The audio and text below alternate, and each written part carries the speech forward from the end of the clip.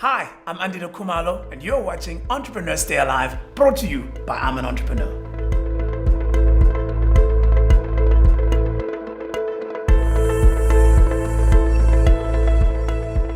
While it is no secret that many small businesses out there are struggling to survive as a result of this global pandemic known as COVID-19, a lot of governments and private sector players have put together all sorts of initiatives to try and support these businesses that are struggling to survive in lockdown, and also what's likely to be a continuing environment of some distancing between patrons and customers, and who knows, perhaps even more rolling lockdowns. Now, one of those organizations is a non-profit organization. It's called Save a Business. An initiative that's been started by actual entrepreneurs trying to help their fellow entrepreneurs who may have fallen on times worse than them. One of the founders, Mr. Zuko Tisani, he joins me now on the line to tell us a bit more about this particular initiative. Zuko, good to chat to you, my brother. How are you?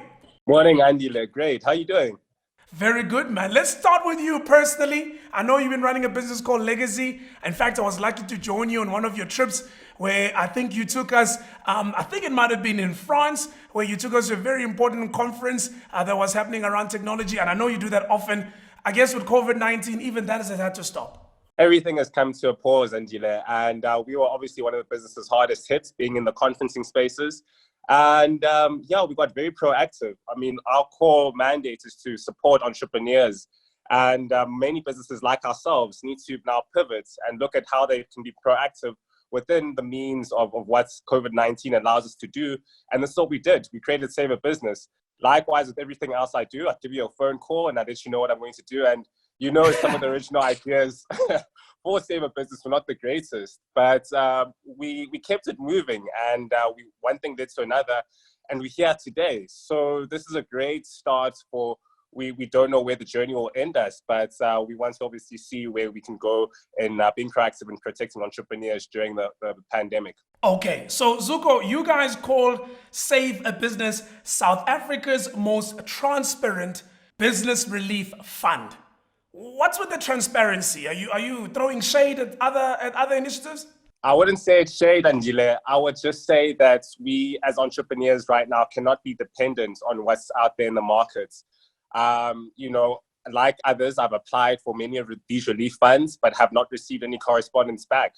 And we took it on in our own hands to say South Africans can really be the saviors, or really try and impede a loss of business activity, or loss of work, or loss of payments, or an increase in unemployment by getting behind an initiative like this. So the other relief funds that have billions of rands involved, entrepreneurs have not been given that luxury of relief yet. So we've created a transparent fund where the pot is transparent for anybody who wants to go onto the website to see.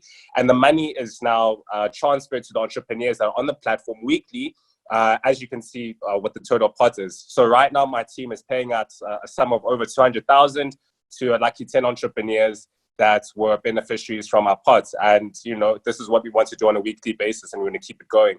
All right, so take me through the structure once again. You've touched on it. So you select these entrepreneurs or these businesses, and I, as a donor, I could choose to support a specific business, or I can choose to put it into a pot which you will split. The first question then would be, how do you pick the actual businesses? I mean, there must be thousands of deserving companies out there. There are, indeed. And we've got quite a narrow criteria. Obviously, we didn't want to make it too difficult for people to participate. The three main are that we want businesses that have been active for 3 years or longer. The second one is that they need to be making an annual revenue or turnover of 350,000 a year. This is important because we actually look to create relief between the target of 20,000 to 25,000. So it needs to be in line with what they would normally have been making had it not been in the situation. And then the last criteria looking at is that we're trying to focus on township-based businesses or women-owned companies. So this is where we're going deeper now, and hopefully, as we continue through the weeks, we can probably expand on this. But we want to hit the businesses that have been hardest hit by COVID-19. So any customer-facing businesses, and as I'm saying, that criteria around women-owned and township-based, those are the people that we believe have been hardest affected by this pandemic. Okay, so I'm a business, I'm listening to this conversation, I'm liking it, I'm based in a township in South Africa, I meet the requirement of 350,000 Rand per year. How do I go about applying for this relief? And how soon will I get a response of whether, I've made it to the next round or it didn't work out? So we do weekly intakes, we do weekly batches. So right now we're looking for our next batch that will be live next Monday. This is I think it's going to be March next week. So what's going to happen is that now we'll be doing the onboarding process. We simmer through the businesses that we are seeing were performing well, have X amounts in revenue, have X amounts in employees, and then we simmer down to what we think is a cool factor. So we're looking at businesses like Buyo Dance Theatre right now, trying to onboard them. So they do local and international dance shows, and we think this is an amazing story that will touch a lot of South Africans' hearts. And we believe that might attract some momentum as we continue fundraising for them. So every time we apply, it's a week intake. So when I send an application, I'm trying to get into a weekly intake. How many businesses do you take in each week? 10. All right, you take 10 businesses a week. And then, of course, we've seen your first fundraiser was relatively successful. You had, I guess, South Africa's most pronounced and well-known global DJ. He would have had the pulling power. How did that go? And what are your plans for doing similar drives and being able to raise as much, if not more money? So the pressure's on. I mean, Natsi really, pulled it off this weekend, and, what else could we expect? So going forward, I had a conversation with them, and we might be collaborating in similar initiatives.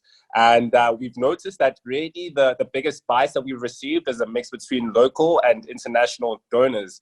So if we're able to get that right, we'll be able to obviously keep the momentum going. So we're looking for South Africans that are big on international platforms, whether they're in beauty or in entertainment or in fashion. We've got a lot of collaborations going on in a similar regard. So there's going to be more parties coming up for you to enjoy, Andile. And yeah, yes, we've lined up something really cool for this week as well. So we're going to keep the momentum going. We know that we need to go from strength to strength. And thank God for Natsi to set the bar really high for us.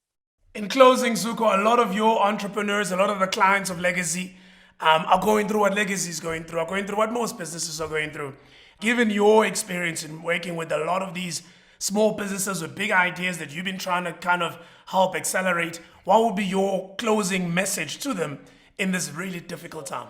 I think everybody needs to be proactive right now. It's a new market, it's a new economy. So try new things. I mean, we've trying this for the first time. Thank God we've partnered with an amazing PBO called GEM, and they've really held our hands through how this fundraising works and, the do's and don'ts and best practices. But for everybody just to taste something new. So it's a new economy, be proactive.